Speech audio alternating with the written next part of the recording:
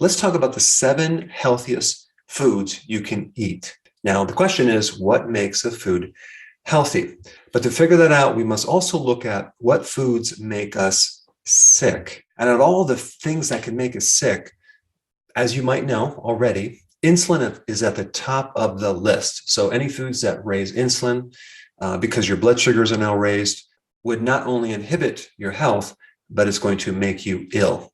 Also, foods that deplete you of nutrients will make you ill as well. So we want nutrient-dense foods. We want foods that enhance nutrient absorption. It means low carb as one of the factors. Now, the 2 foods that don't trigger insulin, don't create an insulin response, would be fiber and fat, okay? And as far as protein goes, the leaner the protein, the higher the insulin response. In other words, on the insulin index, whey protein and very low-fat, lean protein really creates an insulin spike compared to fattier protein. So we really want a higher fat, lower protein ratio in foods if possible. And then nutrient dense. Not only do we want vitamins and minerals and trace minerals and essential fatty acids like omega-3 fatty acids, but we also would like phytonutrients because the phytonutrients give us additional health benefits that go way beyond just the regular vitamins and minerals. So the first food on our list is sauerkraut. Okay, now what makes sauerkraut so darn healthy? Well, in 1 cup of sauerkraut, you have only 6 grams of carbs with 4.1 grams of fiber, giving you a net carb of 1.9 grams. So it's just under 2 grams of carbs for an entire cup. That's incredible. So that definitely fits the definition of low carb, high fiber, and high nutrient because sauerkraut has the highest vitamin C of any food out there. In fact, in 1 cup of sauerkraut, there's over 700 milligrams of vitamin C. And the daily requirements that we need are only roughly around 75 milligrams. And 1 cup of sauerkraut gives us 700 milligrams. So vitamin C is very, very important in collagen, in building bone, and protecting the heart against free radical damage. It's a very powerful antioxidant. And without vitamin C, you get tired, like in scurvy, your joints fall apart, you can't build connective tissues. And so your skin becomes more wrinkled and you look older. And the thing about sauerkraut, it's a really good pre and probiotic. So it's great fiber to feed the microbes, and it's fermented, so it has a lot of friendly bacteria. The type of bacteria that can actually enhance your own bacteria. Because if we compare that to yogurt, which has probiotics, those friendly bacteria in yogurt get destroyed at the stomach level, whereas the probiotic in sauerkraut survives and it gets into the large intestine. And the other cool thing about sauerkraut is the vegetable is cabbage, and that's one of the cruciferous vegetables. And cruciferous, out of all the different vegetables, have the highest, most potent and powerful phytonutrients of all the vegetables that you can possibly eat. The unique thing about sauerkraut and cabbage is that it's very easy to digest. And if you have digestive problems, cabbage is probably going to be the best vegetable to digest. It does not produce a lot of gas like other vegetables like broccoli. It will spike something called acetylcholine, which will help you have regular bowel movements and increase digestive juices and support your brain and cognitive function. Sauerkraut is very high in lactic acid, which is beneficial to your good bacteria and not very beneficial to the bad bacteria, pathogens. So pathogens cannot exist when there's too much lactic acid. Also, sauerkraut is a really good source of vitamin K2. K2 is made by bacteria. And vitamin K2, which is also in certain fats, helps to keep the calcium out of the joint and out of the arteries and in the bone. And lastly, sauerkraut is very high in vitamin U. Now you're probably going like, what is vitamin U? I put a link down below for more information on vitamin U, but it actually is a vitamin, and it has some really cool effects on things like colitis, inflammation of the colon, great effects on ulcers. It's really good on gastritis and acid reflux and GERD and even gut inflammation. All right, number 2, arugula. Now, if you've been watching my videos, I recommend a good amount of salad every single day. And if you're going to eat salad, might as well use a green or a base of salad that has higher amounts of nutrients. And arugula fits that to a T. Arugula is one of the cruciferous vegetables. And so it has a lot of different phytonutrients. It's really good for your liver because it's really good for liver function. And if I have the option of getting arugula, I will always have a salad with arugula way more than other types of salad, especially spinach, because spinach is high in oxalates, which can lead to kidney stones. But arugula is low in oxalates. Oxalates bind with calcium and can form kidney stones. And arugula has a really great flavor. It's kind of like a peppery, sweet, spicy, hot flavor. And it doesn't need much to season it. So sometimes I'll just add the extra virgin olive oil and maybe a little sea salt, and that's it. Arugula is really good for inflammation. It has very high anti-inflammatory properties. Arugula is also high in nitric oxide, which is good for libido and erectile dysfunction, and for cardiovascular health because it supports the endothelial wall, that's the inner part of the arteries, and you can develop clots and plaquing. Arugula is also high in calcium, potassium, folate, magnesium, vitamin C, and K1. And lastly, arugula has some pretty potent anti-cancer effects. All right, the next food on the list is salmon. Now, of course, I would always recommend getting the wild-caught salmon and the type of salmon that is the fattiest type of salmon. I also like to keep the skin on it because there's some serious extra fat right beneath the skin. Now, if you're concerned about the mercury levels in salmon are substantially less than other types of fish, and they're way below the danger threshold. And the other thing you need to know about salmon is it's high in selenium. Selenium counters mercury. If there's selenium present, you're not going to be able to absorb mercury. So if you're going to eat salmon, you don't have to worry about mercury. Now, out of all the fish, salmon is extremely high in omega-3 fatty acids.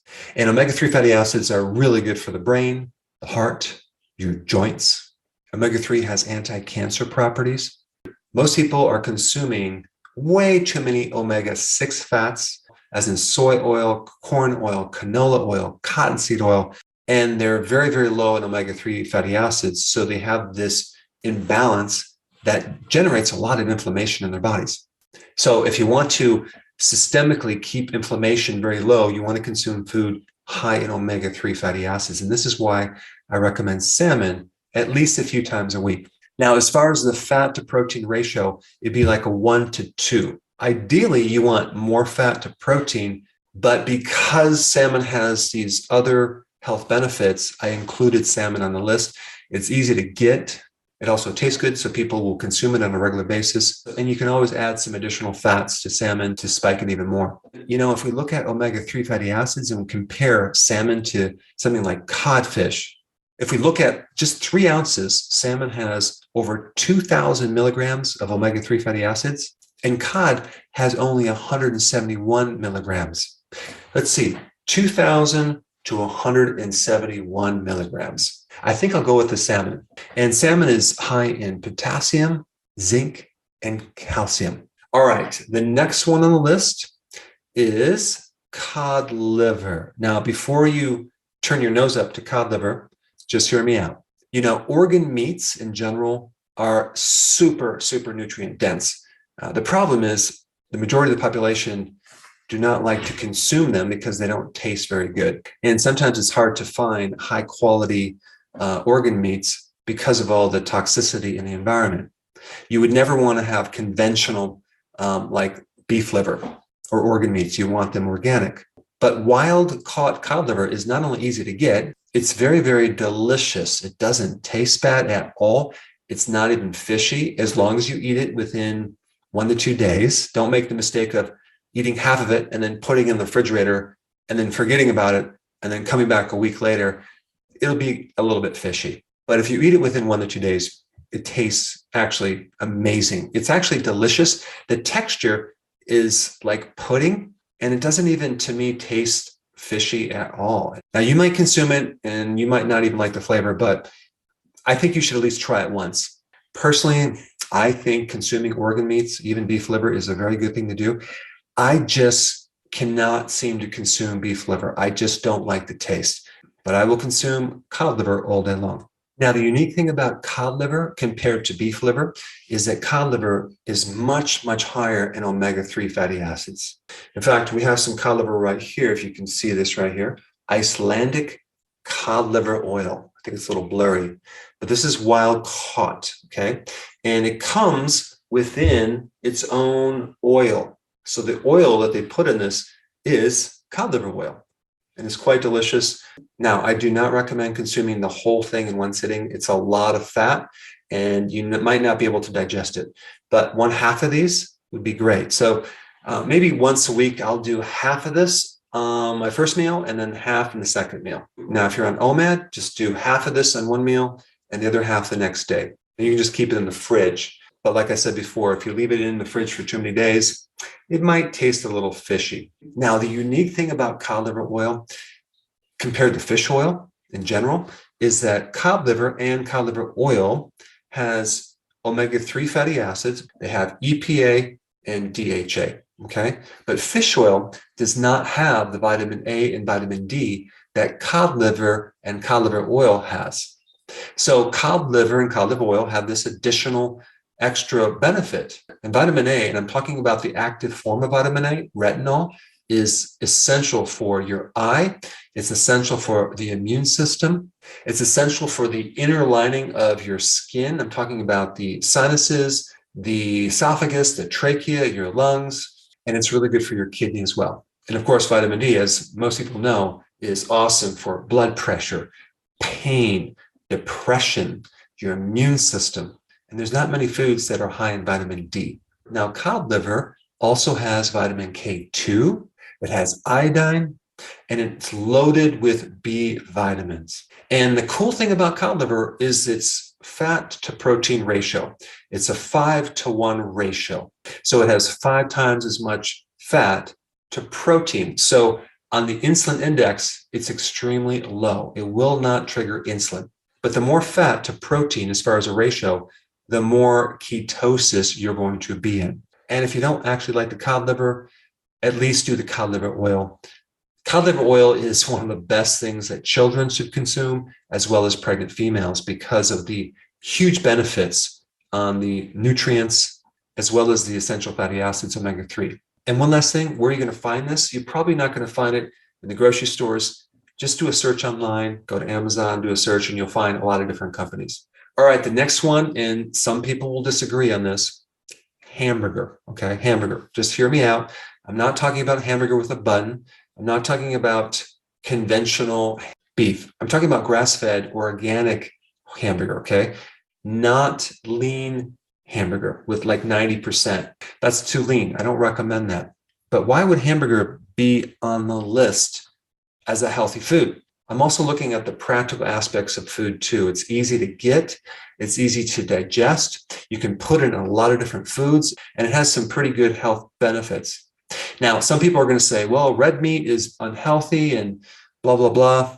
Well, that is completely false. I put a link down below if you haven't seen my video on red meat, because if you're eating high quality red meat, it doesn't cause cancer. It's not going to cause a heart problem. Grass-fed organic red meat is not like the processed meat or like you would eat a hamburger at some fast food restaurant. It's completely different. And some people have a problem digesting red meat, but they usually don't have a problem digesting hamburger. And that is usually because if you compare most steak with hamburger, hamburger has more fat. In fact, hamburger compared to steak is a 2-to-1 ratio. It's twice as fatty as its protein. And that helps keep the protein in your small intestine so the digestive juices and bile can act on it and you'll get better digestion. If you're consuming leaner protein, it goes through the body faster and you don't have as much time to fully break it down. Not to mention, as we age, we lose our stomach acids. And so the older you are, the less stomach acid you have to digest red meat. So a simple solution is just to start taking betaine hydrochloride for your stomach so you can increase the acid and digest red meat. because a lot of elderly people are low in iron. They're anemic. And that's also because they don't have enough acid in the stomach. You need an acidic stomach to absorb minerals, especially iron and calcium, and break down protein and kill pathogens. So typically, hamburger is easy to digest. I consume a lot of hamburger on a regular basis on the ketogenic plan. Hamburger is a really good source of amino acids. It's a really good source of available iron compared to like the iron in spinach. The type of iron you would get in red meat as well as hamburger is so much higher.